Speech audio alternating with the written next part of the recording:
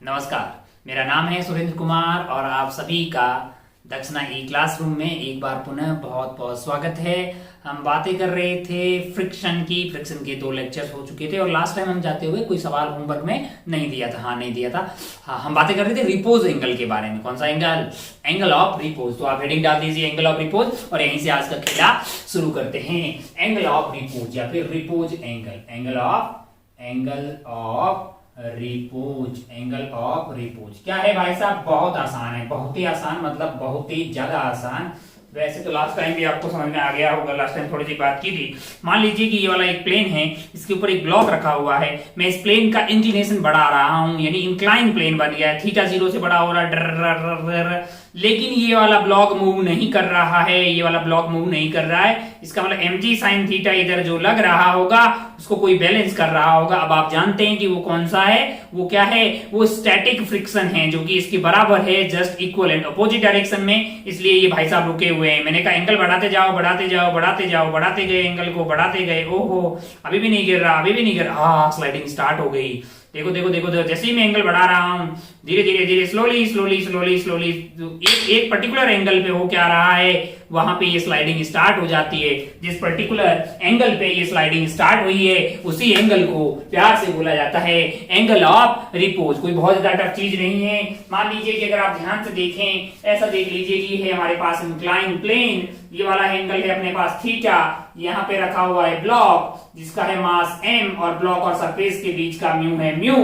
Coefficient of friction आपको mu दिया गया है। अच्छा, अब अगर आप ध्यान से देखें तो इसके ऊपर इधर की तरफ लग रहा होगा mg sin theta. mg sin theta इधर लग रहा होगा mg cos theta, mg cos theta, और ऊपर लग रहा होगा नॉर्मल और इधर लग रहा होगा फ्रिक्शन, क्योंकि टेंडेंसी मूव करने की इसकी इधर की तरफ है। जैसे जैसे आप थीटा बढ़ा रहे हो, यानी ये एंगल जो है इंक्लिनेशन ऐसे बढ़ा रहे हो, जैसे जैसे बढ़ा रहे हो वैसे थीटा बढ़ा रहे हो, उससे क्या हो रहा है? उससे साइन थीटा बढ़ रहा है। थीटा बढ़ाते तो साइन थीटा बढ़ जाता है 0 से लेकर 90 के बीच में। उसके कारण mg साइन थीटा बढ़ रहा है, यानी ये खींचने वाला फोर्स बढ़ रहा है। फ्रिक्शन भी अपने हिसाब से वैल्यू एडजस्ट कर रहा है, बढ़ रहा है, अपनी मैक्सिमम औकात तक पहुंच जाएगा फ्रिक्शन। लेकिन ये फिर भी अगर बढ़ता रहे तो फ्रिक्शन बोलेगा भाई साहब एक लिमिट से ज्यादा हम नहीं बढ़ सकते, हम अपना मैक्सिमम वैल्यू जो बढ़ा सकते हैं इसकी वैल्यू म्यू इंटू एन होगी। उसके बाद में भी हम तुमको अगर नीचे जाने का इतना ही मन है फिर टाटा बाय बाय हमारी साइड से जाइएगा। मैंने कहा ये जो मैक्सिमम रोक सकता है वो है लिमिटिंग फ्रिक्शन। कौन सा वाला? Limiting friction. वो क्या होगा? मैंने कहा वो म्यू इंटू एन हो सकता है। वो क्या होगा? Mu into N. और एन की वैल्यू क्या होगी? एन की वैल्यू हो जाएगी आपके लिए mg cos theta, mg cos theta. तो लिमिटिंग फ्रिक्शन आपके लिए आ गया म्यू mg cos थीटा, है ना। अगर ये जस्ट स्लाइडिंग स्टार्ट कर दे, जस्ट स्लाइडिंग स्टार्ट कर दे, इसका मतलब mg sin थीटा जो है वो जस्ट बड़ा हो गया है किससे? म्यू mg cos थीटा के। तो मैं ऐसा मान लूं जस्ट इसके बराबर हो गया। हालांकि mg sin थीटा 0.00000 अनंत 0 के बाद में 1 उतना ज्यादा होगा किससे? इससे तभी जाए स्लाइडिंग स्टार्ट हो जाएगी। तो जस्ट स्टार्ट करने के लिए क्या mg sin थीटा को म्यू mg cos थीटा के बराबर हो जाना चाहिए। अच्छा भाई साहब, बहुत बढ़िया। तो mg ने mg की बत्तियां गुल कर दी, इसको इधर ले आइए, बन गया है tan थीटा। tan थीटा की वैल्यू आ गई म्यू, तो थीटा हमारे लिए क्या आ गया है? tan inverse of mu. और इसी थीटा को प्यार से क्या बोला जाता है? इसी थीटा को प्यार से बोला जाता है एंगल ऑफ रिपोज, यानी वो वाला एंगल जहां पे इंक्लाइन प्लेन पे रखे हुए ब्लॉक की स्लाइडिंग जस्ट स्टार्ट हो जाए। अब अगर आपके पास ये जो थीटा है, अगर थीटा की वैल्यू जो है, अगर थीटा की वैल्यू मान लीजिए, अगर थीटा की value tan inverse of mu से कम हो, तब क्या ब्लॉक स्लाइड करेगा? आप बोलेंगे नो स्लाइडिंग नहीं हो रही होगी। अगर स्लाइडिंग नहीं है तो क्या फ्रिक्शन नहीं होगा? कौन सा फ्रिक्शन लग रहा होगा? स्टैटिक फ्रिक्शन लग रहा होगा। टेंडेंसी तो होगी ना भाई। कौन सा फ्रिक्शन लग रहा होगा? स्टैटिक फ्रिक्शन लग रहा होगा। और स्टैटिक फ्रिक्शन कितना होता है? जितनी जरूरत होती है। इधर कोई पर्टिकुलर एंगल पे इस पे mg sin थीटा लग रहा होगा तो उधर का फ्रिक्शन भी क्या होगा? mg sin थीटा के बराबर, mg sin थीटा के बराबर, क्योंकि जरूरत होगी mg sin थीटा। और ऊपर की तरफ लगने वाला भी फ्रिक्शन जो होगा वो म्यू इंटू एन नहीं होगा, क्योंकि म्यू इंटू एन तो मैक्सिमम पॉसिबल हो सकता है। अगर जरूरत mg sin थीटा की होगी तो फ्रिक्शन भी mg sin थीटा के बराबर ही लग रहा होगा। अब अच्छा, और अगर थीटा मान लो कि tan इनवर्स ऑफ म्यू से बड़ा हो, मैंने कहा इस वाले केस में mg sin थीटा जीत जाएगा फ्रिक्शन के कंपेयर में और स्लाइडिंग स्टार्ट हो जाएगी। उस वाले केस में क्या होगा, स्लाइडिंग हो रही होगी। यहाँ पे क्या हो रही होगी, स्लाइडिंग हो रही होगी। ओहो, कौन सा फ्रिक्शन लग रहा होगा, काइनेटिक फ्रिक्शन लग रहा होगा, काइनेटिक फ्रिक्शन लग रहा होगा। अच्छा, कितना होगा, मैंने कहा म्यू इंटू एन लग रहा होगा, mu m g cos theta, जो भी थीटा है आपका, थीटा की value tan inverse of mu से बड़ी है। तो अगर आप ध्यान से देखें तो theta is equal to tan inverse of mu या फिर tan theta is equal to mu. Similarly जो एंगल ऑफ फ्रिक्शन था उसकी वैल्यू भी टेन इनवर्स ऑफ म्यू ही आई थी, है कि नहीं। एंगल ऑफ फ्रिक्शन और रिपोज एंगल दोनों सेम बातें नहीं है, लेकिन दोनों की वैल्यू सोल्व करके क्या आती है, टेन थीटा। यहाँ पे भी म्यू आया है, वहां पे अपना टेन लैम्डा मैक्स था जिसकी वैल्यू भी म्यू आई थी। लेकिन angle of friction, basically angle of friction जब लिमिटिंग फ्रिक्शन लग रहा हो तब कॉन्टेक्ट फोर्स का वर्टिकल के साथ यानी नॉर्मल के साथ जो एंगल होता है उसको प्यार से क्या बोला गया था, एंगल ऑफ फ्रिक्शन, यानी लैम्डा मैक्स आया था अपने पास, 10 lambda max is equal to mu आ गया था। लेकिन रिपोज एंगल वो वाला एंगल है जहां पे किसी प्लेन में रखा हुआ ब्लॉक जस्ट स्टार्ट कर दे, क्या स्लाइडिंग करना, जस्ट स्टार्ट कर दे। अच्छा, अब अगर आप ध्यान से देखें, आपका जो रिपोज एंगल है यानी उसका टेन थीटा म्यू के बराबर है, जितना ये जो है theta is repose angle, theta क्या है, रिपोज एंगल। अगर आप ध्यान से देखिए जितना म्यू ज्यादा होगा, जितना म्यू ज्यादा होगा उतना ही रिपोज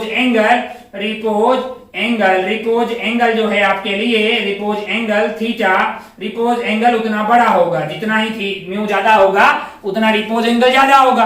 भाई जितना म्यू ज्यादा होगा उतना ही रिपोज एंगल ज्यादा होगा। जैसे ये वाला डस्टर की बात करें, इधर की सरफेस ज्यादा मतलब जो इस स्मूथ तो नहीं है, स्मूथ तो इधर वाली है, तो रफ है। ये वाले केस में देखते हैं कि कहां पे स्लाइडिंग स्टार्ट कर रहा है, तो इतने एंगल पे कर रहा है, और इस साइड से रख के देख रहे हैं, इसमें तो पहले ही स्लाइडिंग कर रहा है क्योंकि ये वाली सरफेस ज्यादा स्मूथ है और ये वाली सरफेस क्या है, ज्यादा रफ है। अच्छा, ओहो, क्या आम जिंदगी में कहीं अपने को इसकी जरूरत पड़ती है? मैंने कहा हाँ, अगर आप पार्क में गए होंगे, झूले वूले लगे होते हैं, बच्चा लोग यहाँ से फिसलते हैं स्लाइड होते हुए नीचे की तरफ आ रहे होते हैं, कि नहीं यार, है ना। तो अगर हमने म्यू को बहुत ज्यादा रख दिया तो आपका लिए ये जो थीटा है, मिनिमम जो स्लाइडिंग के लिए एंगल है वो बहुत ज्यादा हो जाएगा, बहुत ज्यादा हो जाएगा। मतलब ऐसा अगर लगा दिए आप उस पे जाके बैठेंगे, हो सकता है बैठने से पहले लुढ़क जाए, तो एंगल थोड़ा कम होना चाहिए ताकि छोटा बच्चा आराम से उस पे बैठ के स्लाइड कर जाए। फिसल पट्टी जो लगी होती है ना पार्क वार्क में जी, उसकी बात कर रहे हैं ना।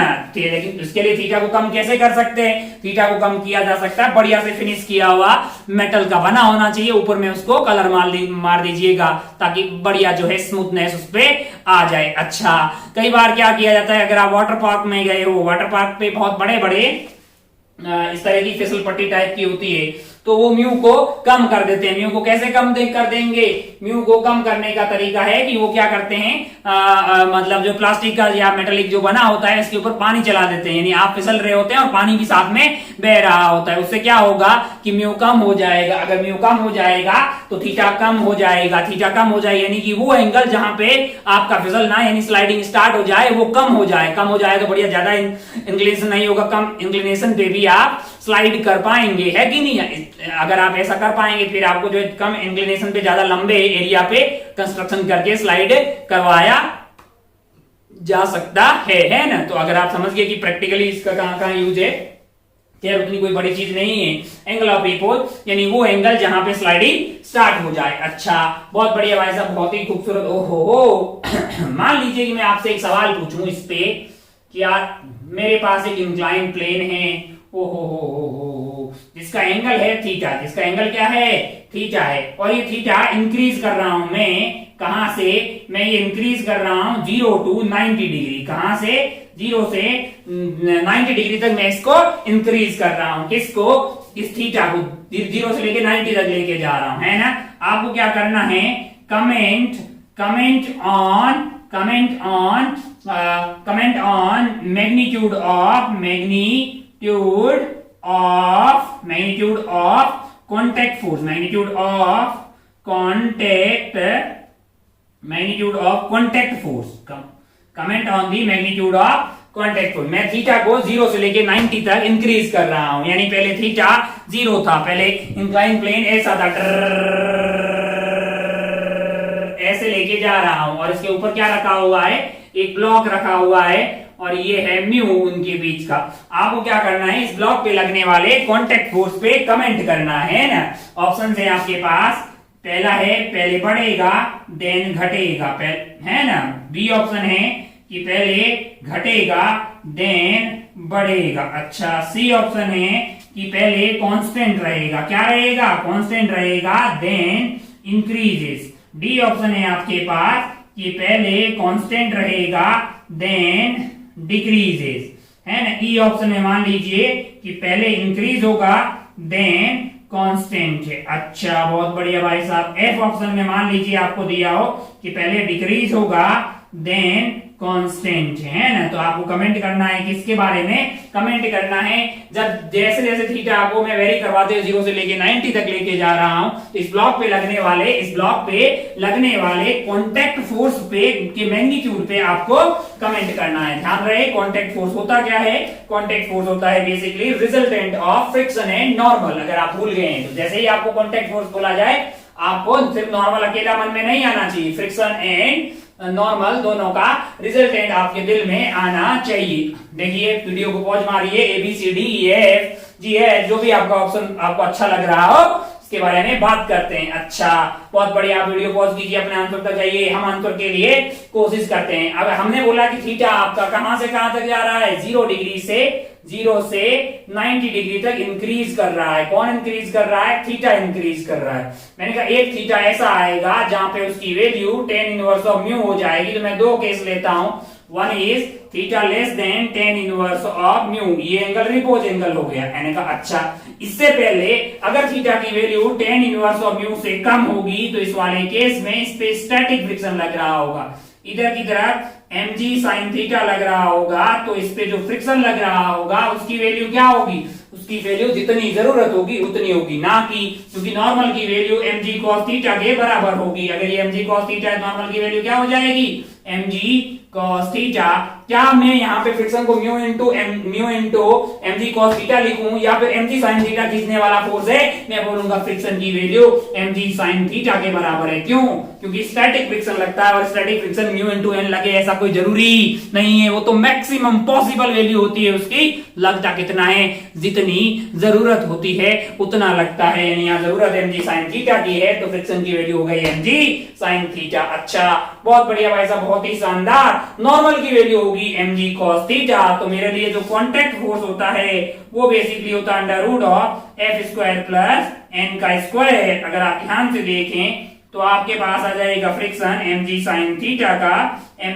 थीटा का square plus normal mg cos theta का स्क्वायर। अब आप ध्यान से देखें, mg का स्क्वायर बाहर आ जाएगा, तो mg का स्क्वायर का रूट लेंगे तो mg आ गया, अंदर बचा sin square theta plus cos square theta, जिसकी वैल्यू हो गई 1 हो गई है।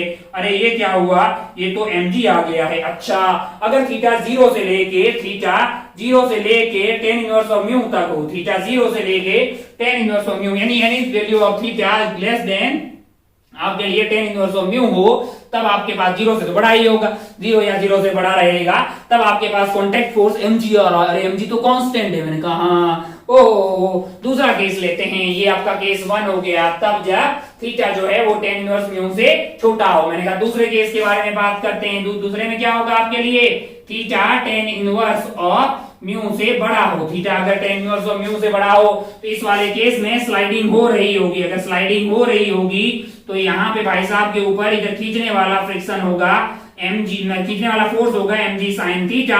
रोकने वाला फोर्स जो है वो mg sin थीटा के बराबर नहीं होगा, क्योंकि mg sin थीटा तो बड़ा होगा, तो ये वाला होगा म्यू इंटू एन के बराबर। एन आपका mg cos थीटा हो जाएगा, एन की वैल्यू क्या हो जाएगी, mg cos थीटा।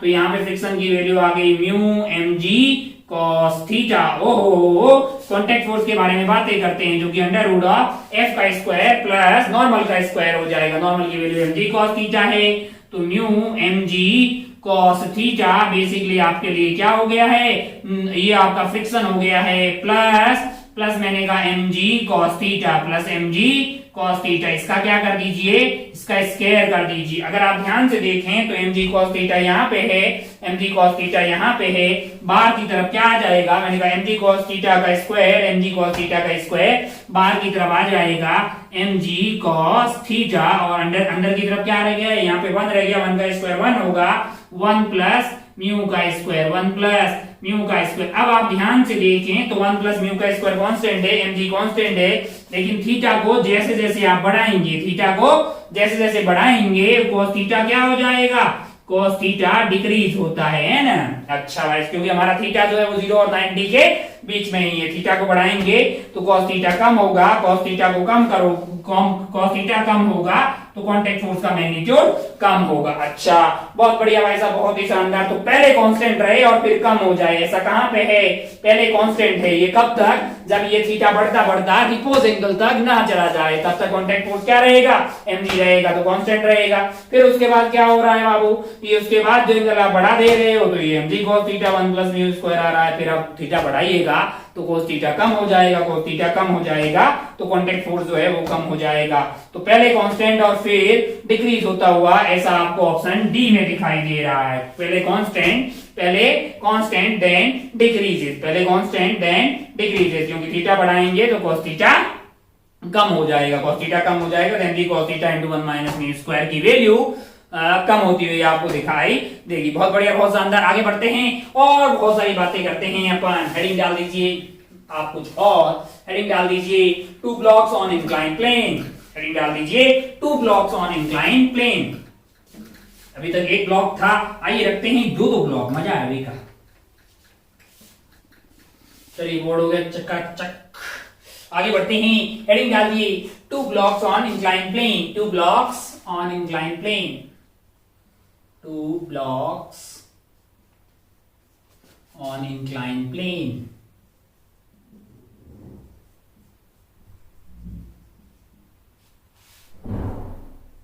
चलिए अपने छोटी छोटी बातें करते हैं। मान लो कि ये इंक्लाइन प्लेन है जिसका एंगल है मान लीजिए थीटा, और यहाँ पे है अपने पास 2 ब्लॉक, दो ब्लॉक कांटेक्ट में रख दिए अपन ऐसे।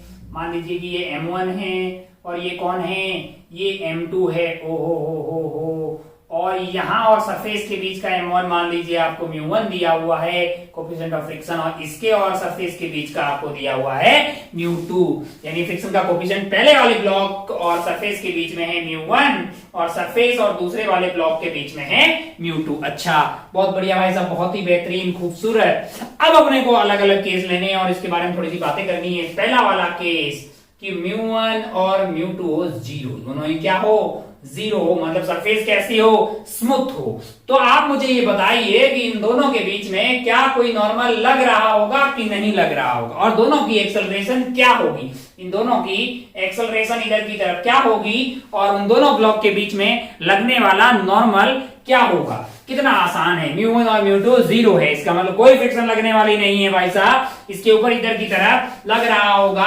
m1g sin थीटा, इस पे लग रहा होगा m2g sin थीटा, दोनों को अपने अपने मास से डिवाइड कर दोगे तो एक्सेलरेशन आएगी g sin थीटा, और नॉर्मल आएगा ही नहीं। क्यों? क्योंकि दोनों ब्लॉक आराम से एक दूसरे की तो बगैर कोई डिस्टर्ब किए नीचे की तरफ प्रस्थान कर रहे होंगे, दोनों की इनिशियल स्पीड 0 होगी और दोनों की एक्सेलरेशन सेम होगी। अच्छा, बहुत बढ़िया मास्टर। में तो अगर दो सरफेस कांटेक्ट में हो तो क्या जरूरी है कि नॉर्मल लगेगा? मैंने कहा नहीं, इस बोर्ड के बगल में मैं ऐसे खड़ा हूं, है ना, जब तक मैं बोर्ड को धक्का नहीं दूंगा तब तक ये बोर्ड मुझे धक्का देने वाला नहीं है। अगर दो सरफेस कांटेक्ट में होगी तो कोई जरूरी नहीं है कि नॉर्मल लगेगा, लेकिन अगर एक सरफेस दूसरे के अंदर घुसने का मतलब जो है ऐसी जरूरत करेगी तब दूसरी सरफेस जो है उस पर नॉर्मल लगाती है, और ये भी पहले वाली सरफेस पे लगाएगी। तो इस पर्टिकुलर केस में इन दोनों के बीच का ये वाला नॉर्मल 0 होगा। हाँ, ये बात सत्य है कि इस पे m1g cos थीटा इधर से लग रहा होगा और इस पे m2g cos थीटा सेकंड वाले पे ऐसे लग रहा होगा, पर दोनों सरफेस के बीच का यानी दोनों ब्लॉक के बीच का नॉर्मल 0 होगा। इस वाले केस में n 0 होगा और एक्सेलरेशन दोनों की हो जाएगी g sin थीटा। अच्छा, ये तो बहुत ही आसान हो गया। अब मैं बोल रहा हूं दूसरा वाला केस। अच्छा, दूसरा वाला केस। अच्छा भाई, बहुत बढ़िया हो। मान लीजिए कि μ1 और μ2 जो है वो नॉन जीरो है और आपस में इक्वल है, 0 नहीं है, इक्वल है, मान लीजिए कि म्यू के बराबर है, मान लीजिए कि म्यू के बराबर है, वो जीरो नहीं है, कुछ नॉन जीरो म्यू के बराबर है। अब आप ध्यान से देखिए, अगर मैं M1 वाले की एफबीडी बनाऊं, अगर मैं M1 वाले की एफबीडी बनाऊं, M1 एंड M2 इन दोनों की एफबीडी बनाता हूं, अगर आप ध्यान से देखेंगे तो ये पाएंगे कि M1 वाले पे इधर की तरफ फोर्स क्या लग रहा है, M1G sin थीटा, और इधर की तरफ लगने वाला कंपोनेंट होगा M1G cos थीटा, ऊपर की तरफ इस पे नॉर्मल लग रहा होगा जिसकी वैल्यू M1G cos थीटा के बराबर ही हो जाएगी, इसको मैं इंडेक्स बोल देता हूं। और इधर की तरफ हो सकता है कि ये वाला नॉर्मल ऑन 1 ड्यू टू 2, और इस पे क्या लगेगा, नॉर्मल ऑन 2 ड्यू टू 1, और नीचे की तरफ क्या लग रहा होगा, इस पे नीचे की तरफ लग रहा होगा M2G sin थीटा, और ये वाला कंपोनेंट आ जाएगा M2G cos थीटा, और इधर की तरफ मान लीजिए ये n डबल डैश कोई भी नॉर्मल लग रहा है, उसकी वैल्यू M2G cos थीटा के बराबर होगी। इतने ही फोर्सेस लग रहे हैं। अच्छा, इसके अलावा क्या लग रहा होगा, वो है फ्रिक्शन। अच्छा, अगर ये नीचे जा रहा है तो फ्रिक्शन का मान होगा इधर की तरफ, मैं उसको F1 बोल रहा हूं, ऊपर की तरफ, और इस पे भी ऊपर की तरफ। अब आप ध्यान से देखिए, अब अगर आप ध्यान से देखें तो यहाँ पे जो मैक्सिमम फ्रिक्शन लग सकता है, F1 मैक्स की बात करें, F1 मैक्स की बात करें तो उसकी वैल्यू क्या हो जाएगी भाई साहब, उसकी वैल्यू हो जाएगी म्यू इंटू नॉर्मल, यानी कि म्यू आपका म्यू1 है और नॉर्मल आपके पास क्या है, ये वाला, और इसकी वैल्यू किसके बराबर होगी, M1G cos थीटा के बराबर। सिमिलरली जो F2 है उसकी मैक्स वैल्यू क्या आ जाएगी, mu into normal, mu two M2G cos theta. एक बात के लिए ये मान लो, एक बार के लिए ये मान लो कि इसकी एक्सेलरेशन A1 है, इसकी एक्सेलरेशन क्या है, A1 है, और इसकी एक्सेलरेशन A2 है। तो A1 लिखते टाइम आप बोलेंगे भाई साहब, A1 को आप कैसे लिखेंगे, A1 को आप लिखेंगे कि इधर की तरफ फोर्स क्या है आपके लिए, इधर की तरफ फोर्स है M1G sin theta plus N1 ये तो इधर की तरफ हो गया। रोकने वाला फोर्स कौन सा होगा, रोकने वाला ये होगा। अगर ये स्लाइडिंग स्टार्ट कर दी है इसने तो ये क्या हो जाएगा, म्यू1 M1G cos theta divided by M1, ये क्या हो जाएगा आपके लिए, एक्सेलरेशन ऑफ 1 आ जाएगी। अच्छा भाई साहब, बहुत बढ़िया, बहुत शानदार। और एक्सेलरेशन ऑफ 2 की बात करें अपन, सिमिलरली एक्सेलरेशन ऑफ 2 क्या हो जाएगी, तो आप बोलेंगे साहब इसको खींचने वाला फोर्स है आपके लिए M2G sin theta, M2G sin theta, और अपोज करने वाला मैंने कहा एक तो नॉर्मल ऑन 2 ड्यू टू 1 है, और एक है फ्रिक्शन जो कि है म्यू2 M2G cos theta divided by इसका मास, यानी कि M2 से इसको अपन ने डिवाइड कर दिया। अच्छा, अब अगर अपन ध्यान से देखें कि एक केस मान लो, एक केस ऐसा मान लो कि N1 और N2 जो है दोनों इस तरह से जा रहे हो कि उनकी इनिशियल स्पीड भी सेम हो, उनकी एक्सेलरेशन भी सेम हो, तब वो क्यों धक्का देंगे भाई। कोई दो सरफेस आपस में कांटेक्ट में है, जब तक एक सरफेस दूसरे के अंदर घुसने का प्रयास नहीं करती, दोनों की रिलेटिव स्पीड जीरो है, नहीं दोनों साथ साथ में जा रहे हैं, तो भाई साहब और ये और इसकी दोनों की रफ्तार साथ सेम है और मस्त से जा रहे हैं टच होते हुए, तो क्या नॉर्मल लग रहा होगा, मैंने कहा नहीं। एक केस ऐसा मानते हैं जहां पे ये दोनों की वैल्यू जीरो हो, इसकी वैल्यू भी जीरो होगी, जिसकी वैल्यू ऑटोमेटिकली जीरो हो जाएगी, एक्शन रिएक्शन पेयर है, तो यहां से A1 की वैल्यू आपके लिए क्या आ जाएगी, M1 से M1 कट जाएगा, यहाँ M1 से M1 कट जाएगा, ओहो, यानी ये आ गया है आपके पास G sin theta minus mu G और म्यू1 G cos थीटा, है ना, सॉरी। और यहां पे क्या आ जाएगा, अगर N2 को मैंने जीरो डाल दिया तो M2 और M2 आ गया आपका G sin theta minus mu G cos theta. और हमारे इस वाले केस में म्यू1 और म्यू2 तो बराबर थे।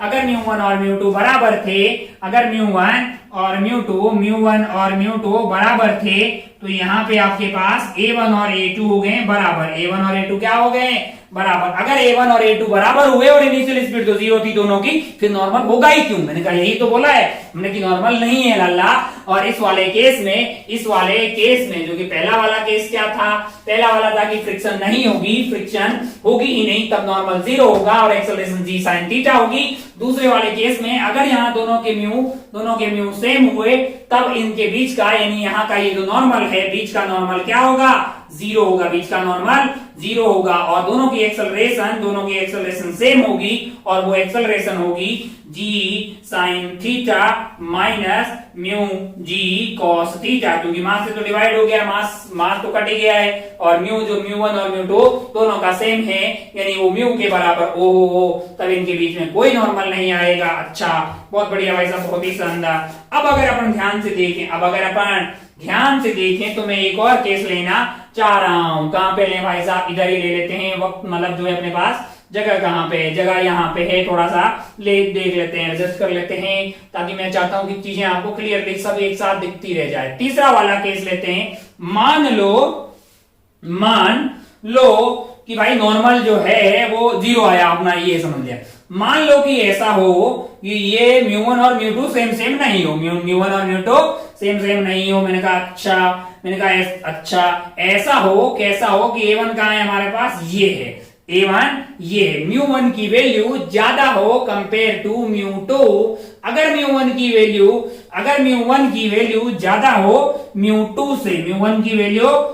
हो म्यू2 से, तब आप बताइए कि अगर म्यू1 की वैल्यू ज्यादा हुई, या फिर ऐसा करते हैं म्यू2, पहला वाला केस लेते हैं, म्यू2 बड़ा हो म्यू1 से, म्यू2 क्या हो? बड़ा हो म्यू1 से। अच्छा, अगर म्यू1 छोटा हुआ तो A1 बड़ा होगा कि A2 बड़ा होगा? क्योंकि g sin थीटा तो सेम है दोनों का, और g cos थीटा भी सेम है, और म्यू1 जो है वो छोटा है, म्यू1 और म्यू2 बड़ा है। अगर म्यू2 बड़ा है तो इसमें से बड़ी संख्या घटेगी तो A2 फिर छोटा हुआ। तो इस वाले केस में अगर आपके लिए म्यू2 बड़ा हुआ है तो A2 छोटा हो जाएगा, यानी बड़ा कौन हो जाएगा? A1 बड़ा होगा A2 से। अगर इसकी टेंडेंसी यानी आगे वाले की एक्सेलरेशन ज्यादा है, पीछे वाले की कम है, फिर तो कोई दिक्कत ही नहीं। मैंने कहा क्या होगा? मैंने कहा भाई नॉर्मल लगने का सवाल ही पैदा नहीं होता। मैंने कहा क्यों? क्योंकि ये दोनों तो अलग अलग हो जाएंगे। आगे वाला तेजी से भाग रहा होगा आगे, क्योंकि उसकी एक्सेलरेशन ज्यादा होगी, थोड़ी देर में रफ्तार भी ज्यादा हो जाएगी, सेपरेशन ज्यादा आ जाएगी, पीछे वाले की एक्सेलरेशन कम रहेगी। तो इस वाले केस में क्या होगा? इस वाले केस में नॉर्मल तो 0 होगा, क्योंकि नॉर्मल के होने का सवाल ही पैदा नहीं होता है, और ये अलग कट लेगा और वो पीछे आराम से आ रहा होगा। अगर आगे वाले की एक्सेलरेशन ज्यादा हुई तो आगे वाला तेजी से चला जाएगा, है कि नहीं यार? और पीछे वाला धीरे धीरे आ रहा होगा। ओहो, तो इस वाले केस में नॉर्मल 0 हो जाएगा। A1 की वैल्यू क्या हो जाएगी इस वाले केस में? यही वाली अपनी हो जाएगी g sin theta minus mu g cos theta, और A2 की वैल्यू हो जाएगी g sin theta minus mu g cos theta. A1 ये हो जाएगा, A2 ये हो जाएगा। अच्छा, बहुत बढ़िया भाई साहब, बहुत शानदार। A1 अपने आप में बड़ा आ जाएगा, क्योंकि म्यू1 छोटा है तो A1 बड़ा आ गया। मैंने कहा ये जरूरी तो नहीं कि म्यू2 जो है वो म्यू1 से बड़ा हो। कैसा? एक केस ले लेते हैं, यहाँ पे ले लेते हैं, यहीं पे इसको उड़ा के। मान लो कि ऐसा हो कैसा हो कि अगर ऐसा हो जाए, कैसा हो जाए कि बड़ा हो जाए कौन? म्यू1 हो जाए। फोर्थ वाला ऑप्शन लेते हैं, लास्ट एंड फाइनल। अगर मान लीजिए कि म्यू1 बड़ा हो, म्यू1 किससे बड़ा हो जाए? म्यू2 से। अगर म्यू1 बड़ा हुआ म्यू2 से, तो A1 छोटा हो जाएगा। ऐसे अपने फॉर्मूले से क्या आ जाएगा? A1 छोटा है A2 से। क्या ऐसा पॉसिबल है कि ये जो है इसका एक्सेलरेशन अपन ने A1 माना है, इसका A2 माना है, और A1 वाला कम एक्सेलरेशन से जा रहा हो और पीछे वाले भाई साहब तेज एक्सेलरेशन से जा रहे हो? ये पॉसिबल नहीं है। ऐसा पॉसिबल नहीं है कि एक लाइन लगी हुई है और मान लो कि भाई आपके आगे वाले को उतनी भूख नहीं है, उसको जल्दीबाजी नहीं है, लेकिन पीछे वाले को लाइन में मैस में ज्यादा भूख लगी, तो पीछे वाला आपसे आगे तो जा ही नहीं सकता है, मतलब आपसे तेज रफ्तार से कैसे जा सकता है? फिर उसको क्या करना पड़ेगा? आपको धक्का लगाना पड़ेगा, और आप फिर दोनों जो है आगे की तरफ तेजी से जाएंगे। तो ऐसा पॉसिबल नहीं है कि भाई पीछे वाले की एक्सेलरेशन ज्यादा हो। अगर पीछे वाले का एक्सेलरेशन मतलब जो है पीछे वाले का जो है इधर जाने का मन ज्यादा है, तो अब ये पीछे वाला इस पे नॉर्मल लगाएगा भाई साहब। अब क्या होगा? अब नॉर्मल पक्का, अब नॉर्मल जो है वो जीरो नहीं हो सकता, पीछे वाला आइटम जो है धक्का देगा, पीछे M2 जो है M1 को धक्का देगा और दोनों की एक्सेलरेशन एक कॉमन आएगी। क्या आएगी? A आएगी और दोनों कॉमन एक्सेलरेशन से चल रहे होंगे। दोनों आइटम का क्या होगा? एक कॉमन एक्सेलरेशन होगा। क्या होगा? कॉमन एक्सेलरेशन होगा दोनों की। तो इसका मास M1 मान लीजिए, इसका मास M2 मान लीजिए कि ये जो खींचने वाला फोर्स होगा वो होगा M1 M2 G sin theta और रोकने वाला मैंने कहा F1 इसका लग रहा होगा F2। ये दोनों मैक्स वाले हैं। ये कौन से वाले हैं? लिमिटिंग वाले हैं। तो इन दोनों की एक्सेलरेशन जो कॉमन एक्सेलरेशन होगी इस वाले केस में, उसकी वैल्यू होगी खींचने वाला फोर्स यानी कि M1 plus M2 G sin theta रोकने वाला मैंने कहा F1 मैक्स और F2 मैक्स है। ये F1 मैक्स और F2 मैक्स क्या होगा? μ1 इंटू M1G cos थीटा और μ2 into M2G cos theta divided by क्या आ जाएगा? डिवाइडेड बाई टोटल मास आपका हो गया M1 प्लस M2। और इस वाले केस में नॉर्मल जीरो नहीं होगी। क्या वो नॉर्मल निकाली जा सकती? मैंने कहा हाँ। अब आप क्या करें? अब आप या तो M1 का एफबीडी बनाते हैं या M2 का एफबीडी बनाते हैं। अरे भाई M1 का एफबीडी बनाएंगे, अगर आप M1 का एफबीडी बनाएंगे तो M1 पे कौन कौन लग रहा है? तो आप बोलेंगे भाई साहब कि M1 G sin थीटा खींचने वाला होगा, रोकने वाला मैंने कहा F1 मैक्स और इधर से क्या लग रहा होगा? मैंने कहा this is normal on 1 due to 2 और इसकी एक्सेलरेशन क्या होगी? A और उसकी वैल्यू क्या है? मैंने कहा ये रही M1 G sin theta plus normal on 1 due to 2 minus F1 max is equal to M1 into A और A की वैल्यू डाल दीजिए। ये अगर आप A की वैल्यू को वो डालते हैं तो फिर सॉल्व करके क्या नॉर्मल ऑन 1 ड्यू टू 2 आ जाएगा। क्या उतना ही नॉर्मल अपना 1 वाला 2 पे लगा रहा होगा? मैंने कहा ये तो एक्शन रिएक्शन पेयर है ना भाई साहब। 1 के द्वारा 2 पे जो नॉर्मल लग रहा होगा या 2 के द्वारा 1 पे जो नॉर्मल लग रहा होगा वो दोनों ही सेम होंगे। तो ऐसे पता किया जा सकता है। बहुत बढ़िया भाई साहब, बहुत ही खूबसूरत। हो सवालों पे बढ़ते हैं। एक सवाल अपन देखते हैं, इस पे एक सवाल लेते हैं। सबसे टफ कौन सा केस हुआ? फोर्थ वाला। तो फोर्थ वाला बना लेते हैं। तो फोर्थ वाला एक सवाल लिख लेते हैं। अच्छा, सवाल पे जाने से पहले मैं और बता दूं कि ये जो ब्लॉक लोग हैं इनको ऐसे की बजाय मैं ऐसे रख दूं। कैसे रख दूं? जरा देखिएगा, जरा ध्यान से देखिएगा। मैं ऐसे रख दूं। कैसे रख दूं? यहाँ पे ब्लॉक M1 रख दिया मैंने और यहाँ पे धागा लगा के ब्लॉक M2 रख दिया है ना भाई साहब। अब बताइए पहले वाला केस कि फ्रिक्शन हो ही नहीं, तब बताइए नॉर्मल की जगह यहाँ टेंशन आ गया ना बे। यहाँ पे नॉर्मल की जगह क्या आ गया है? टेंशन आ गया है। अब जरा ध्यान से देखिए और सोचिए कि भाई जो पहला वाला केस था, जो आपका पहला वाला केस था, जहां पे क्या था? मैंने कहा μ1 इज इक्वल टू μ2। μ1 μ2 कहां पे है? मैंने कहा यहाँ का μ1 है और यहाँ का क्या है? μ2 है। Coefficient of static coefficient of मतलब जो है स्टैटिक एंड काइनेटिक दोनों से म्यू दिया हुआ है आपको। तो μ1 is equal to μ2 is equal to मान लो कि 0 है, सरफेस स्मूथ है। तो दोनों का एक्सेलरेशन क्या होगा? दोनों का एक्सेलरेशन होगा G sin थीटा और टेंशन 0 आ जाएगी। अरे आगे नहीं यार, दोनों मस्त अपना है। इस पे M1 G sin थीटा लग रहा होगा, इस पे M2 G sin थीटा लग रहा होगा और दोनों की एक्सेलरेशन G sin थीटा होगी। इनिशियल स्पीड सेम है, कोई रिलेटिव ऐसा खींचतान वाला मैटर नहीं होगा, तो कोई टेंशन आने वाला नहीं है। अच्छा, दूसरा वाला केस लेते हैं। दूसरा वाला केस ले लें। मान लो कि μ1 is equal to μ2 is equal to not equal to 0 but equal to mu. क्या तब भी इन दोनों की एक्सेलरेशन सेम होगी? मैंने कहा इसकी एक्सेलरेशन A1 होगी, इसकी एक्सेलरेशन A2 होगी। कोई नॉर्मल नहीं आया था, ठीक वैसे ही यहाँ पे कोई टेंशन आने वाला नहीं है और इन दोनों की एक्सेलरेशन होगी G sin theta minus μg cos theta. अच्छा, तीसरा वाला केस हमने लिया था।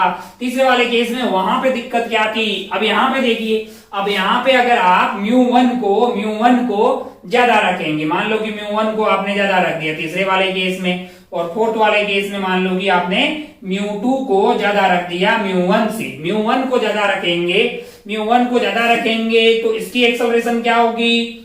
μ1 को ज्यादा रखेंगे, जिसको ज्यादा रखेंगे उसकी एक्सेलरेशन कम आएगी। वैसे इसकी एक्सेलरेशन कम होगी, इसकी ज्यादा होगी, तो क्या होगा कि ये पहले क्या होगा कि स्लोली इधर आगे बढ़ रहा होगा, ये ज्यादा एक्सेलरेट हो रहा होगा तो आके इससे टकरा जाएगा और ये धागा क्या होगा? फोल्ड हो जाएगा। और अगर μ2 बड़ा हुआ μ1 से, अगर μ2 बड़ा हुआ μ1 से तो इसका मतलब एक्सेलरेशन ऑफ 1 जो है वो बड़ा वैसे होना चाहिए 2 से। अगर मान लो धागा नहीं होता, अगर मान लो धागा नहीं होता तो एक्सेलरेशन 1 की ज्यादा होती 2 से, लेकिन ये पॉसिबल नहीं है, तो दोनों को कॉमन एक्सेलरेशन ए से जाना पड़ेगा। दोनों को क्या करना पड़ेगा? कॉमन एक्सेलरेशन ए से नीचे की तरफ प्रस्थान करना पड़ेगा। क्यों? क्योंकि बंधे हुए हैं, रिश्तों में बंधे हुए हैं। खींचने वाला फोर्स आपके लिए m1g sin theta plus m2g sin theta, रोकने वाला होगा दोनों का friction divided by total mass कर देंगे। अच्छा, बहुत बढ़िया भाई साहब, बहुत ही शानदार, खूबसूरत। खूब सारे सवाल आपको ऐसे पूछे जा सकते हैं। अपन एक सवाल बनाते हैं, सबसे टफ वाला केस जो है उसी पे बना लेते हैं। मान लीजिए कि हमारे पास सवाल ऐसा है, कैसा है,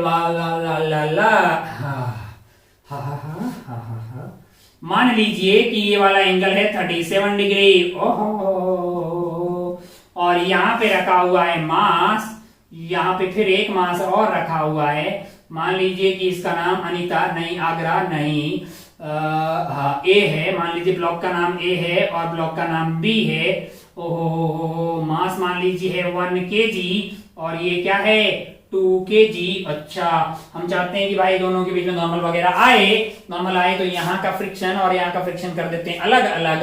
अच्छा, अलग अलग कर देते हैं। इसका मान लो कि मैंने ज्यादा रख दिया, मान लो कि यहाँ का म्यू 0.5 रख दिया और यहाँ का 0.2 रख दिया, तो काम हो जाएगा क्या? म्यू ज्यादा होगा तो एक्सेलरेशन कम होगी, एक्सेलरेशन कम होगी तो मतलब दोनों साथ में आएंगे। ओहो, आपको क्या पूछा गया है? आपको सब कुछ पूछा है, जो जो बता सकते हो इस वाले में सब कुछ बताएं, जो जो बता सकते हो सब कुछ बताया जाए। चलिए भाई साहब शुरू हो जाएं, चलिए शुरू हो जाएं। टिक टिक टिक टिक, हम बोर्ड को साफ करते हैं। मतलब जो है यहाँ दोनों के बीच में कितना नॉर्मल लगेगा वो बताएं, एक्सेलरेशन क्या होगी वो बताएं, नॉर्मल बताएं, एक्सेलरेशन बताएं, normal between the blocks and acceleration of the blocks बताइए, क्या अलग अलग होगी क्या सेम होगी वो बताइए। अब आप ध्यान से देखें तो हमारे पास है m1 और m2। ये हमारा m1 है, अगर आप ध्यान से देखें पिछले वाले एनालिसिस से, और ये आपका है μ1 और ये है μ2। आप ऑब्जर्व कर सकते हैं कि μ1 जो है वो बड़ा है किससे? μ2 से। μ1 बड़ा है, चल नहीं रहा भाई साहब, चल गा नहीं रहे हो यार, क्या खा रहे हो। अगर μ1 बड़ा है तो इस वाले केस में एक्सेलरेशन ऑफ 1 बड़ी हो जाती, अगर एक्सेलरेशन ऑफ 2 बड़ी हो जाती एक्सेलरेशन ऑफ 1 से, अगर दोनों अलग अलग लगे होते, लेकिन जो कि पॉसिबल नहीं है तो एक्सेलरेशन कॉमन एक्सेलरेशन से बढ़ रहे होंगे। अच्छा, ये कॉमन एक्सेलरेशन ए से इधर जा रहे होंगे, ये तो कंफर्म हो गया है। अच्छा, अगर आप ध्यान से देखें तो मैं चाहता हूं कि इस पे खींचने वाला फोर्स पहले पता कर लेता हूं। इस पे जो खींचने वाला फोर्स होगा वो आएगा आपके पास mg यानी कि 10 हो गया है, इंटू आपके पास क्या आ जाएगा? इंटू आपके पास आ जाएगा साइन थीटा यानी कि साइन 3/5 यानी कि आपके पास हो गया 2, ये आ गया है आपका 6 न्यूटन। क्या आ गया है? 6 न्यूटन। और इस पे नॉर्मल क्या लग रहा होगा? इस पे जो नॉर्मल लग रहा है वो आपके पास हो जाएगा 10 into mg sine mg cos theta cos 4/5 यानी कि आपके पास 8 न्यूटन आ गया है। अच्छा, सिमिलरली इसके कंपोनेंट करेंगे तो इस पे खींचने वाला फोर्स यानी कि इधर की तरफ जो लग रहा होगा mg का वो आ जाएगा 20 इंटू 3/5। 3/5 तो ये आपका कट गया, ये 12 आ जाएगा। तो इधर वाला जो नॉर्मल इधर की तरफ जो लग रहा कंपोनेंट वो 16 न्यूटन हो जाएगा। अच्छा, तो यहाँ पे नॉर्मल जो होगा वो इधर लगने वाला ये नॉर्मल, इसकी वैल्यू भी क्या हो जाएगी? 8 न्यूटन के बराबर। और यहाँ पे जो नॉर्मल इस पे लग रहा होगा उसकी वैल्यू क्या हो जाएगी? 16 न्यूटन के बराबर। बहुत बढ़िया भाई साहब, पहले मैं ये पता कर लेता हूँ यहाँ पे जो मैक्सिमम पॉसिबल फ्रिक्शन लग सकता है वो F1 मैक्स पता कर लेते हैं, या फिर लिमिटिंग फ्रिक्शन वो होगा म्यू इंटू नॉर्मल। म्यू आपका है 0.5 यानी कि 1/2 और यहाँ का नॉर्मल कितना है? 8 है, यहाँ का नॉर्मल 8 है, तो 4 न्यूटन यहाँ पे मैक्सिमम फ्रिक्शन लग सकता है। यहाँ पे पता कर लेते हैं मैक्सिमम फ्रिक्शन क्या होगा। मैंने कहा भाई साहब यहाँ पे F2 मैक्स कर लीजिए। F2 मैक्स की बात करेंगे तो म्यू इंटू एन हो सकता है। म्यू आपका 0.2 है यानी कि 2/10 यानी कि 1/5। 2/10 कर दीजिए, 1/5 हो गया। बहुत बढ़िया भाई साहब। इंटू आपके पास नॉर्मल जो है, नॉर्मल आपके पास आ रहा है 16 न्यूटन आ रहा है कि कितना आ रहा है? 16 न्यूटन। तो ये वैल्यू 32/2 यानी कि 3.2 न्यूटन आ गई है। अच्छा, अब अगर आप ध्यान से देखें तो इन दोनों को साथ साथ में चलना पड़ेगा। इसको इधर बुला रहा है 6 और इसको इधर बुला रहा है 12, इसको इधर बुला रहा है 6। इसको इधर बुला रहा है 12। अगर आप ध्यान से देखें, मान लो कि मैं बोलूंगी नॉर्मल नहीं है, तो इसका एक्सेलरेशन क्या आएगा? आप बोलेंगे साहब 6 खींचने वाला है, मान लो कि नॉर्मल है ही नहीं, तो 6 है, और रोकने वाला कौन है? मैंने कहा यार इसको मैक्सिमम रोक कौन सकता है? 4 रोक सकता है। 6 माइनस 4 गए, बचे कितने? 2। 2 को 1 से डिवाइड करो, एक्सेलरेशन आ गई 2 मीटर पर सेकेंड स्क्वायर। अच्छा, ऊपर वाले की पता करते हैं। मैंने कहा ऊपर वाले पे अगर आप ध्यान से देखेंगे तो 2 केजी का है, उसको खींचने वाला है 12 न्यूटन। रोकने वाला कौन है? मैंने कहा 3.2। 12 में से 3.2 घटाएंगे तो आपका आ गया 9.8, है ना? 9.8 सॉरी 12 में से 3.2 घटा दीजिए तो आपका ये आंसर आ गया। मतलब जो आंसर आ गया है उसको आप 2 से डिवाइड करेंगे तो ये तो 4-5 के आसपास आ रहा है आंसर आपका।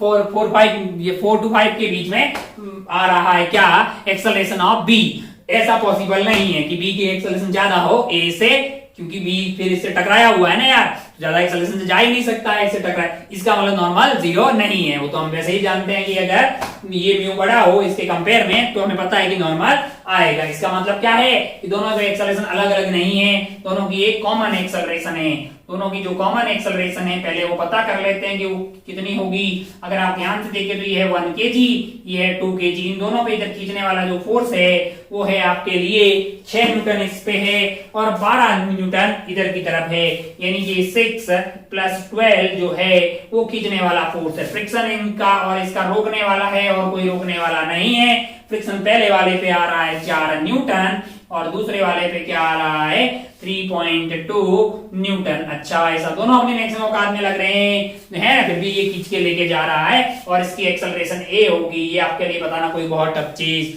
नहीं है। ए की वैल्यू आपके लिए क्या हो जाएगी? 6 + 12 - 4 + 3.2 divided by total mass. Total mass आपके लिए हो गया 3, तो ये वैल्यू आ रही है आपके लिए 6 और 2 18 और ये हो गया अपना 18 और ये हो गया 7.2। बहुत बढ़िया भाई साहब। वो डिवाइडेड बाई 3 है। अच्छा, बहुत बढ़िया। चलो 18 - 7.2 तो ये वैल्यू हो गई अपने पास 18 - 7.2 हो गई है 10.8 डिवाइडेड बाई अपना आंसर आ रहा है 3, तो ये वैल्यू की कितनी होगी? ये हो जाएगी अपने पास 3.6। 6 × 18 आंसर 1 और 3 और 3 हाँ 3.6 मीटर पर सेकेंड स्क्वायर। इतनी एक्सेलरेशन से ये पूरा खेला जो है नीचे की तरफ प्रस्थान कर रहा होगा। अच्छा, बहुत बढ़िया भाई साहब, बहुत ही शानदार। हो अब अगर अपन ध्यान से देखें तो हमें इन दोनों के बीच का नॉर्मल पता करना। हमें क्या करना है? हमें इन दोनों के बीच का नॉर्मल अगर पता करना हो तो हमें क्या करना चाहिए? हमें 1 या 2 में से किसी एक की एपीडी बना लेनी चाहिए। जैसे मान लीजिए कि मैं 1 की एपीडी बना लेता हूं, 1 की एपीडी बना लेते हैं तो 1 वाले पे इधर की तरफ क्या लग रहा होगा? 1 वाले पे इधर की तरफ लग रहा है आपके लिए 6 न्यूटन और रोकने वाला जो फ्रिक्शन होगा 1 kg पे वो है, उसकी मैक्सिमम वैल्यू अपने पास क्या आ रही है? वो 4 आ रही है और वो मैक्सिमम लग रहा होगा। अच्छा, और इसकी एक्सेलरेशन क्या है इधर की तरफ? इसकी एक्सेलरेशन है 3.6 मीटर पर सेकेंड स्क्वायर। अच्छा, 6 - 4 2 ही आया, इसका मतलब और कोई इधर से धक्का दे रहा होगा, मैंने कहा कंफर्म दे रहा होगा। That is normal on 1 due to 2 है। अच्छा, 6 plus normal on 1 due to 2 ये -4 दैट इज इक्वल टू 1 × 3.6 है ना? तो 6 - 4 ये अपना 2 हो गया है। तो n12 की वैल्यू आपके लिए ये वैल्यू हो गई 2, तो 2 इसमें से घटा दीजिए 3.6 - 2 यानी 1.6 न्यूटन आपके पास ये आ जाएगा। अब आप ध्यान से देखिए तो आपके लिए जो है 1.6 आ गया। बहुत बढ़िया भाई साहब, बहुत ही शानदार। 1.6 न्यूटन जो है आपके यहाँ पे उतना ही फोर्स क्या कौन लगा रहा होगा? 1 जो है वो 2 वाले पे लगा रहा होगा। कैलकुलेशन सारी ठीक की है ना? हाँ, 3.6 आ गया। 2 को उधर ले गए 3.6 - 2 1.6। हाँ ठीक है, बहुत बढ़िया। इतना ही फोर्स जो है 1 वाला 2 पे उधर की तरफ नॉर्मल लगा रहा होगा। तो ये बहुत अच्छी बातें हो गई है, बहुत ही बढ़िया भाई साहब, बहुत ही शानदार। दो आपके लिए ब्लॉक रखे हुए थे इंक्लाइन प्लेन पे। आइए बढ़ते हैं आगे और कुछ अलग टाइप की बातें अब करते हैं ना। बहुत अपने इंक्लाइन खेल लिया है, फिर से लौट के आएंगे इस पे इंक्लाइन प्लेन पे, फिर से लौट के आएंगे पुली ब्लॉक लाएंगे मार्केट में इंक्लाइन प्लेन के ऊपर। पहले थोड़ी सी और छोटी छोटी बातें करते हैं। जैसे मान लीजिए कि क्या करें थोड़ा हाँ देख ऐसा देख, तू देख एक सवाल देख इससे कि कुछ मास्टर समझाना ऐसा चाह रहा है कि मान लीजिए कि ऐसा एक सरफेस ऐसे यहाँ पे एक धागा लगा हुआ है और इस धागे से एक ब्लॉक लगा हुआ है और मान लीजिए कि ब्लॉक का मास आपको 2 kg दिया हुआ, क्या दिया हुआ है, 2 kg दिया हुआ है और इधर की तरफ फोर्स लग रहा है 5 न्यूटन, क्या लग रहा है 5 न्यूटन। और मान लीजिए कि यहाँ का जो म्यू है वो आपको दिया हुआ है 0.5 देने का मतलब 1/2 into 20 is 10। आपसे पूछा जाए कि यहाँ पे टेंशन क्या होगी, धागे में टेंशन क्या होगी। बहुत ज्यादा आसान थू लेवल का सवाल, तुरंत बताइए कि धागे में टेंशन क्या होगी, ये बहुत आसान सा सवाल है आपके लिए। अब आप सोचते हैं भाई साहब की मतलब ये है तो इधर लग रहा होगा 20, तो इधर भी लग रहा होगा नॉर्मल 20 के बराबर, तो यहाँ मैक्सिमम जो फ्रिक्शन लग सकता है वो आप तुरंत बोल देंगे भाई साहब कि नॉर्मल 20 के बराबर है, तो 20 इंटू यहाँ का म्यू आपने 0.5 दिया है यानी 1/2, वो तो 10 न्यूटन हो सकता है। और खींचने वाला कौन है, वो 5 है। अगर ये 5 इधर लग रहा है तो अब यह सवाल उठता है कि कौन पहले आया होगा। अगर फ्रिक्शन पहले आया होगा तब तो कोई दिक्कत ही नहीं है, फ्रिक्शन पहले आया होगा, ब्लॉक उधर गया ही नहीं होगा, और अगर ब्लॉक उधर गया ही नहीं होगा फिर टेंशन आने का सवाल ही पैदा नहीं होता। टेंशन तो तब आती है जब उसकी धागे की लंबाई में कोई परिवर्तन करने की कोशिश करता है, तो धागा उसका अपोज करता है, वही तो फोर्स है टेंशन का। मैंने कहा एक तो ये हो सकता है, ये अच्छा। दूसरा थॉट क्या हो सकता है, दूसरा ये हो कि भाई साहब जो ये 5 न्यूटन है उसको ये टेंशन बैलेंस कर ले, 5 न्यूटन से कोई फ्रिक्शन आएगी ही नहीं। आप सोचिएगा कौन सी विचारधारा सही है। 2 जवाब ये हो सकते हैं कि फ्रिक्शन तो तब लगेगी ना जब ये स्लाइड करेगा, फ्रिक्शन तो तब लगेगी जब ये स्लाइड करेगा। अगर ये 5 न्यूटन है और ये टेंशन आपकी 5 न्यूटन के बराबर हो जाए अगर, तो फिर फ्रिक्शन लगा ही नहीं भाई साहब, फ्रिक्शन को जरूरत ही नहीं पड़ी ना। तो आप बताइए कि इस पर्टिकुलर सवाल में टेंशन क्या होनी चाहिए। दोनों से ही आपको कुछ ना कुछ तो लग रहा होगा। द रियलिटी ये है कि जब आपने 5 न्यूटन इसको इधर लगाया होगा तो इस वाले ब्लॉक का उधर जाने का मन था, तो इसने स्लाइड करने की कोशिश की होगी।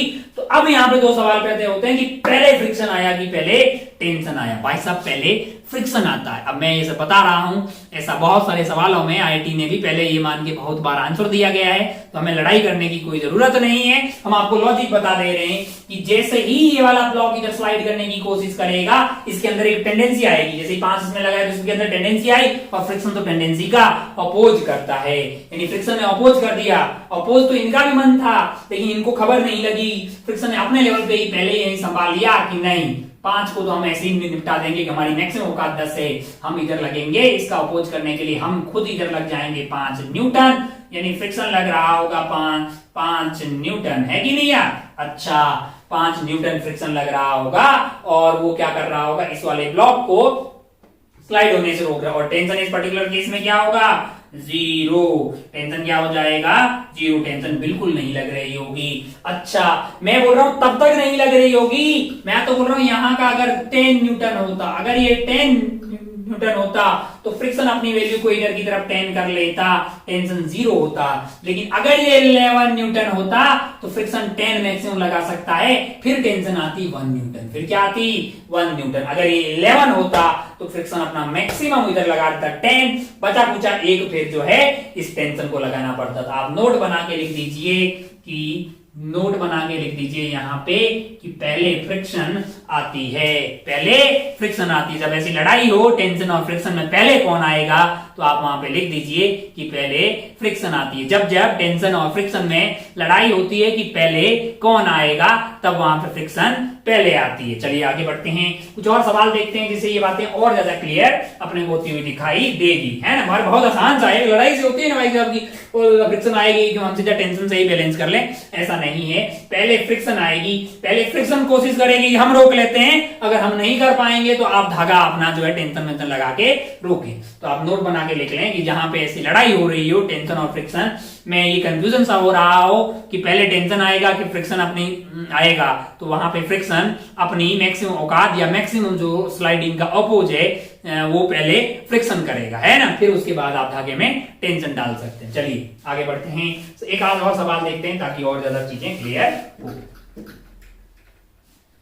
चलिए सिमिलर सा एक और सवाल बना लेते हैं ताकि और ज्यादा क्लियर हो जाए बात, हम कहना क्या चाह रहे हैं।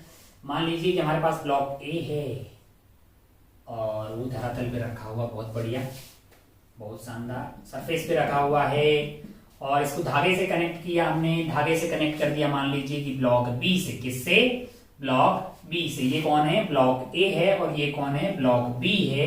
ये मान लीजिए हैं 1 kg के और ये मान लीजिए हैं 2 kg के, और यहाँ का म्यू आपको मान लो दे दिया जाए, म्यू आपका दिया है यहाँ पे 0.6 और यहाँ का म्यू आपको मान लिया दे दिया जाए, यहाँ का म्यू ले लीजिए आप 0.5, क्या 0.5, और इधर की तरफ अपन एक फोर्स लगा रहे हैं, that force is equal to 5t newton, 5t newton. T वहां पे कहाँ है? टी कैसा है? टी सेकेंड्स के अंदर डालना है। अगर आपने टेंशन को 0 डाल दिया, मतलब टी को 0 डाल दिया तो फोर्स क्या हो गया? 0। तो आपको क्या करना है? दोनों ब्लॉक पे लगने वाला फ्रिक्शन, और आपको क्या बताना है? आपको बताना है फ्रिक्शन ऑन ब्लॉक्स है, फ्रिक्शन ऑन ब्लॉक्स।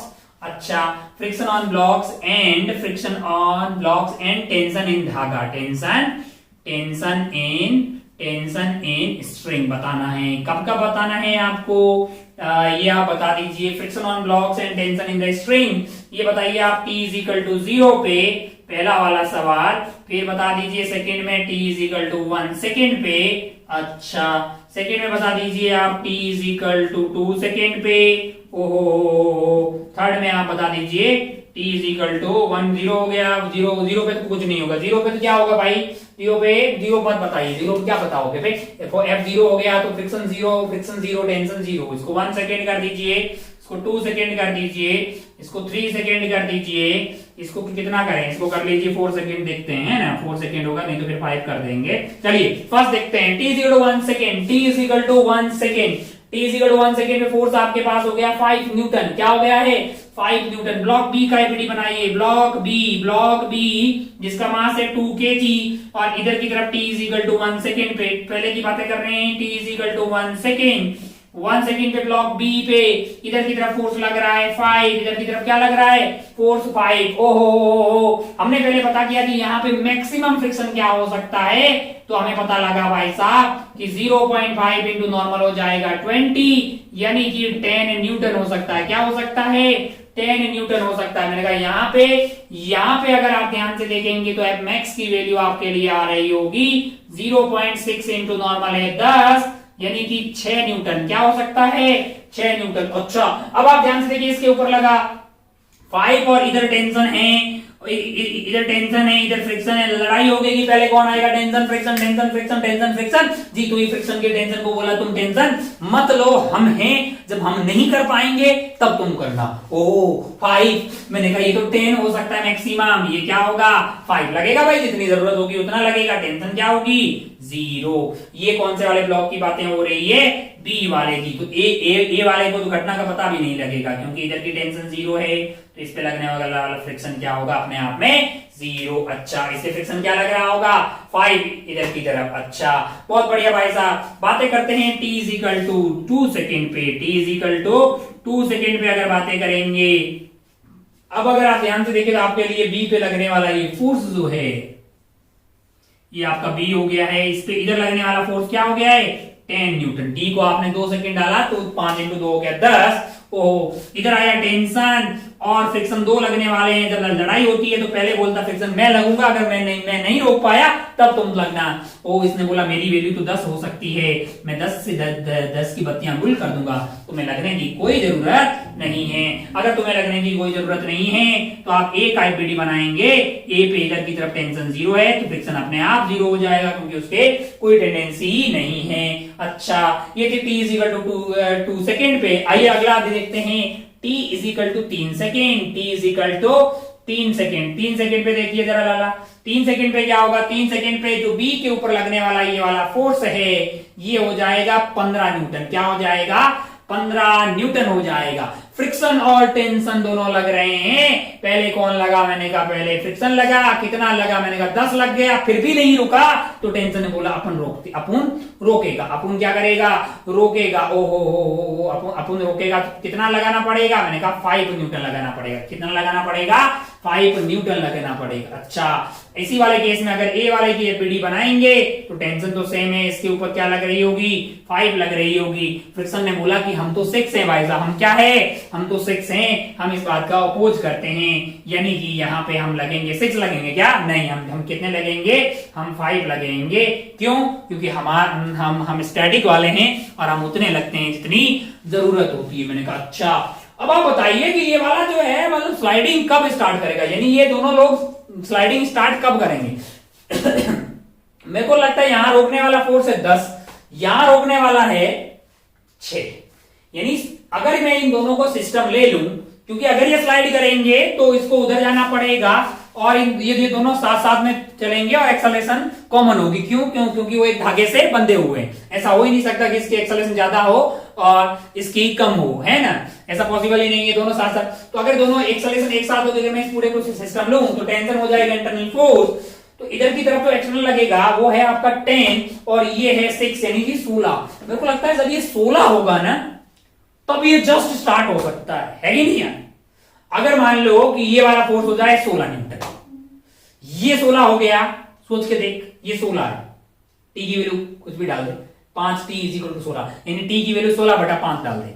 टी की वैल्यू अगर 16/5 हुई तब ये हो जाएगा 16, ये 16 होगा तो फ्रिक्शन ने इसका अपोज किया कि कितने से 10, तो टेंशन क्या है 6, क्योंकि ये रुका हुआ है ना।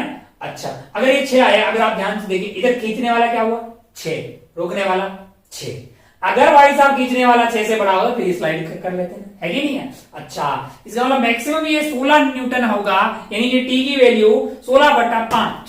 16 कैसे पता लगा, रोकने वाला इन पूरे को सिस्टम ले लो, 6 और 10 16 हो गया। अच्छा, अगर मान ली 16/5 ये अपना जो है मैंने क्या किया, फोर्थ वाला केस लिया जहां पे टेंशन मेरा क्या आ रहा है, मैंने टाइम को क्या डाल दिया 4 सेकेंड, हाँ 4 डाला तो 5 × 4 20 हो गया, जो कि 16 से बड़ा है। आइए देखते हैं फोर्थ वाला case, t is equal to 4 second, t is equal to 4 second. अब आपके पास जो b वाले पे लगने वाला फोर्स है, यानी कि जो b वाला है भाई साहब, b वाले भाई साहब है 2 kg के b वाले भाई साहब हैं, इधर की तरफ लग रहा है फोर्स, इधर की तरफ क्या लग रहा है फोर्स, आपके पास लग रहा होगा 5 × 20, इधर क्या लग रहा होगा 20, और इधर क्या लग रहा होगा टेंशन लग रहा होगा, इधर क्या लग रहा होगा, इधर आपके पास जो है वो फ्रिक्शन तो मैक्सिमम लग ही रहा होगा, कितना 10, है कि नहीं है। अच्छा, और इस वाले केस में अब आप टेंशन को 10 नहीं बोल सकते, टेंशन को 10 कैसे बोल सकते हो, तुम्हें थोड़ी पता है कि ये रुका हुआ है, हमें तो पूरा पता है कि ये लोग चल रहे होंगे और दोनों की एक्सेलरेशन कॉमन होगी, दोनों की एक्सेलरेशन क्या होगी, कॉमन एक्सेलरेशन होगी, या फिर आप कॉमन एक्सेलरेशन ऐसे ही पता कर लोगे। ये दोनों आइटम जो है ये 1 है और ये वाला 2 है, इसके ऊपर की इधर की तरफ एक्सटर्नली 20 लग रहा है, इधर 6 लग रहा है, इधर आपका कितना लग रहा है 10 लग रहा है। तो ये टेंशन तो इंटरनल हो गई दोनों की। अगर आप तीनों को मतलब 1 + 2 3 kg की टोटल बात करें तो उधर लग रहा होगा 20, इधर लग रहा होगा 16, यानी एक्सेलरेशन हो जाएगी आपकी 20 - 16/3, यानी कि 4/3 मीटर पर सेकेंड स्क्वायर एक्सेलरेशन होगी भाई साहब। दोनों की एक्सेलरेशन क्या होगी 4/20, खींचने वाला रोकने वाला 16, रोक नहीं पाया, दोनों की एक्सेलरेशन कॉमन रहेगी क्योंकि एक धागे से ही बंधे हुए हैं। 4/3 मीटर पर सेकेंड स्क्वायर आपके पास क्या आ जाएगी, एक्सेलरेशन आ जाएगी 4/3 मीटर पर सेकेंड। कल को तुम्हें कोई बोले कि ये टेंशन पता कीजिए, कौन सी वाली टेंशन, ये वाली टेंशन आप पता कीजिए। तो क्या आप बता पाइएगा कि ये टेंशन कितना होगा? आप ये बता पाएंगे कि भाई साहब टेंशन प्लस टेंशन उधर खींच रहा है प्लस 10 इजी माइनस 20 10 है ना, सॉरी बड़ा कौन है उधर की तरफ जा रहा है 20 बड़ा हुआ 20 minus tension minus 10 must be equal to mass into acceleration. Acceleration है आपके पास 4/3 है ना, तो 20 माइनस 10 आपका हो गया है ये 10 minus t that is equal to 8/3। तो टेंशन की वैल्यू हो गई है 10 माइनस 8/3, तो ये 30 हो गया है, माइनस 8 कर दीजिए है ना, 30 माइनस 8 आपके पास हो गया 22। तो आपका टेंशन आ जाएगा 22 डिवाइडेड बाई 3 न्यूटन। आपके पास क्या आ जाएगा? टेंशन आ जाएगा भाई साहब। बहुत बढ़िया, बहुत ही खूबसूरत। और कोई सवाल देखें क्या? अच्छा, एक बात आपको समझ में आ गई कि यार मतलब एक ही धागा है तो एक्सेलरेशन सेम होगी, एक्सेलरेशन सेम होगी तो दोनों स्लाइड करके साथ साथ में सेम एक्सेलरेशन से जाएंगे। ऐसा नहीं हो सकता कि ये रुका रहे और ये एक्सेलरेट हो जाए, जो कि पॉसिबल नहीं है। और ऐसा नहीं हो सकता कि इसकी एक्सेलरेशन ज्यादा और इसकी कम हो। ऐसा भी नहीं हो सकता कि ये चल रहा हो ये रुका हो, जो कि पॉसिबल नहीं है। अच्छा, बहुत बढ़िया भाई साहब, बहुत ही शानदार खूबसूरत। अब अगर अपन टाइमिंग के हिसाब से बातें करें तो हमको लगता है कि हम 1 घंटे के आसपास आ गए। बाकी सवालों की तो मार्केट में कोई कमी नहीं है। हा हा हा हा हा। तो हमको लगता है कि फिर अभी दूसरी इसी में और वेरिएशन लाएंगे, इसी में अपन और वेरिएशन लाएंगे, लाते हैं फिर अगली वाली क्लास में। खूब सारे अच्छे सवाल सॉल्व करते हैं। इन सब बातों पे आप होमवर्क करते रहिएगा। मतलब वो तो बहुत ज्यादा जरूरी है, बगैर उसके कोई काम अपना पूरा होता ही नहीं है। मतलब कोई भी सब्जेक्ट लो यार, मतलब मैथमेटिक्स है, फिजिक्स है, जो भी सब्जेक्ट है इसमें आपको चीजें सिखाई जाती है, जो होमवर्क मिलता है वो करना चाहिए। मतलब बगैर उसके किसी भी सब्जेक्ट, केमिस्ट्री भी हो, कोई सा भी सब्जेक्ट हो, उसमें काम चलने वाला नहीं है। क्योंकि हमारा जो एग्जाम है उसकी डिमांड है न्यूमेरिकल सवाल, और उसके लिए आपको अपने आप से खूब सारे सवाल खुद से सॉल्व करने चाहिए, है ना। ठीक है, तो आज के लिए यहीं पे खेला को खत्म करते हैं अपन। आप अपना और अपनी पढ़ाई का खूब खूब ख्याल रखिएगा। देखने के लिए, सुनने के लिए बहुत बहुत धन्यवाद आपका। जय हिंद, जय भारत, टेक केयर, बाय।